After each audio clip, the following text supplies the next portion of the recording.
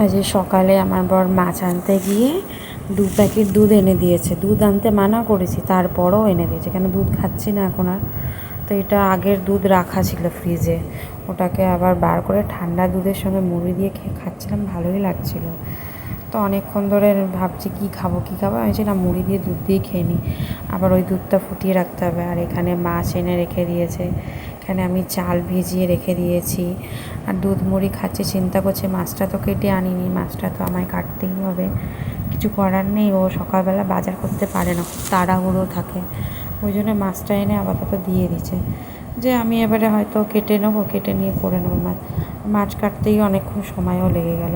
একটা একটা করে মাছ কাটা, তারা আসবার করা, এ করা, সময় তো লাগে। যারা মাছ কাটে তারাই জানে। তো যাই হোক করলাম।